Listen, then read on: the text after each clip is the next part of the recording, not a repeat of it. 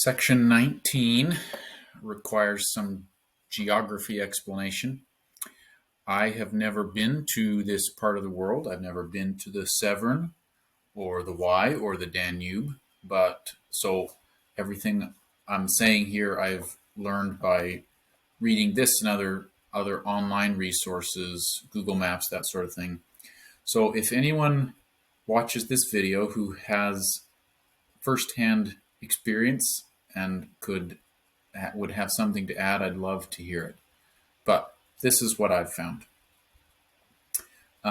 Section 19 refers to the Danube, the river that runs through Vienna, Austria, where Hallam died.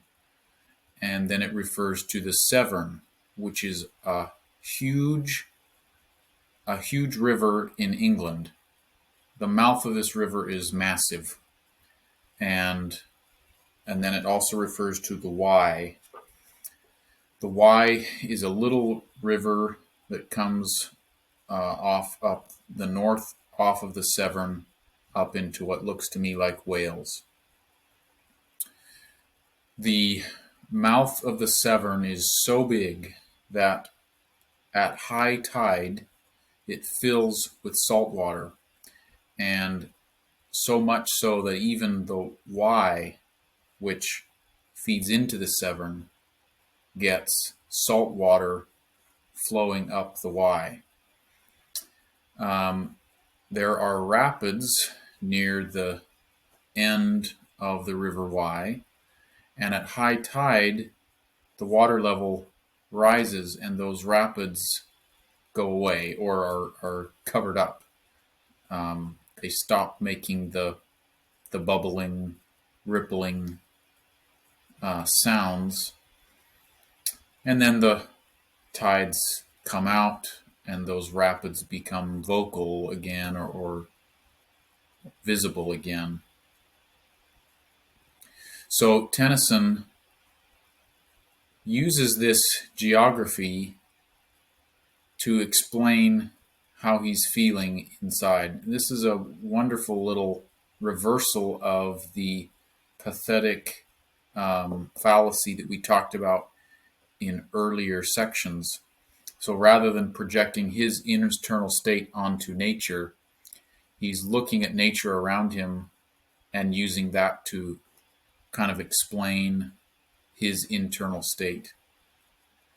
He says that just like the tide coming in, the salt water coming into the freshwater river, the tears flow. The salt water, the salt in his tears. The tears flow, and it hushes the rapids. It hushes the sounds that he would make. Sometimes his grief is so much that he can't even speak. There's nothing to say. The tears just flow. As the tears flow, as the salt water moves, the tide goes out, and then the rapids in the Wye, the Wye begins to bubble again or babble. I think he says, the babbling Wye. The tide goes out, the rapids begin to make their sounds again, and when he'll cry out his anguish, and then he'll be able to talk again for a while. And then the anguish builds, the tide comes in, and he can't speak anymore.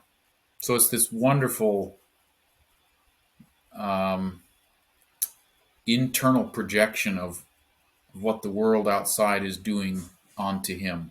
Really, really inspired, really insightful. Section 19. The Danube to the Severn gave the darkened heart that beat no more. They laid him by the pleasant shore, and in the hearing of the wave. There twice a day the Severn fills, the salt sea water passes by, and hushes half the babbling Wye, and makes a silence in the hills. The why is hushed, nor moved along, and hushed my deepest grief of all, when filled with tears that cannot fall, I brim with sorrow drowning song. The tide flows down, the wave again Is vocal in its wooded walls, My deeper anguish also falls, And I can speak a little then.